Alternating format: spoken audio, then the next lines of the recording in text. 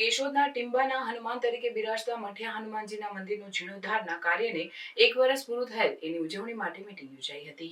કેશોદના ટીંબાના હનુમાન તરીકે બિરાજતા મઠિયા હનુમાનજીના મંદિરનો જીર્ણોદ્ધારનું કાર્ય મઠિયા હનુમાનજીના ભક્તોના સહકારથી 1 વર્ષ પહેલા ચાલુ કરેલ અને મોટાભાગનું નિર્માણ કાર્ય પૂર્ણ થયેલ હોય આ મંદિર પર ભવ્ય રીતે ઉજવણી કરવા માટે કેશોદની ધર્મપ્રેમી લોકો મંદિર પર મોટી સંખ્યામાં ઉપસ્થિત રહેલ અને કાર્ય ભવ્ય રીતે ઉજવવાનું આયોજન કરવામાં આવેલ।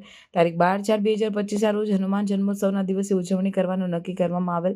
સાથે તારીખ 11/4/2025 શુક્રવારના રોજ સવારે 10 કલાકે નીલકંઠ મંદિર કેશોદથી મંદિરના મેળાનું ભવ્ય સામયું કરી ડીજેના તાલ સાથે નીલકંઠ મંદિરથી શરદ ચોક, શેખ ગેરેજ, મકસૂદ ચોકથી મઠિયા હનુમાન મંદિર સુધી રથયાત્રાનું આયોજન કરવામાં આવેલ। બીજા દિવસે તારીખ 12/4/2025 શનિવાર હનુમાન જન્મોત્સવના દિવસે સવારથી હવન બપોરે 12 કલાકે મંદિર પર મીંડું ચડાવવામાં આવશે અને બપોરે 4 કલાકે મીંડું હોમવામાં આવશે। સાંજે 7 કલાકે પ્રસાદનું આયોજન કરવામાં આવશે તો દરેક ધર્મપ્રેમી જનતાએ મોટી સંખ્યામાં 2 દિવસ હાજરી આપવી।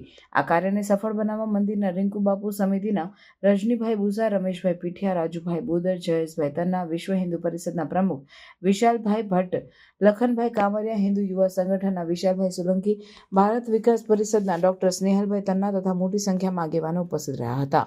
जय श्री राम, जय मठिया हनुमान बापा।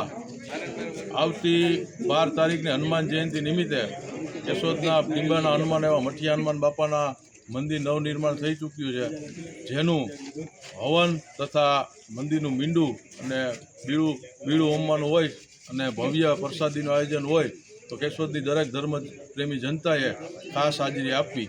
તેમાં આગલે દિવસે એટલે કે શુક્રવારે 11 કલાકે નીલકંઠ મંદિરથી મીંડું તથા ગણની મૂર્તિનું વાદ્ય ગાતે સામયું કરવાનું હોય તો તેમાં કેશોદની ધર્મપ્રેમી જનતાને ખાસ હાજરી આપવી, જેનો રૂટ છે નીલકંઠ મંદિરથી શરદ ચોકથી શેખ ગેરેજથી શમશાનવાળા રસ્તે થઈ અને આપણા મઠિયા હનુમાન બાપા મંદિર પડી રથયાત્રા સમાપ્ત કરશું અને બીજે દિવસે હનુમાન જયંતિ નદી હવનમાં તથા બીડા હોમવાના સમયે અને પ્રસાદીના સમયે ભવ્ય કાર્યક્રમ થાય અને ભવ્ય અને કેશોદની દરેક ધર્મજયંતિ પ્રસાદ લેવા પધારે એવી દરેક સમિતિ તરફથી હાર્દિક નિમંત્રણ છે। જય શ્રી રામ।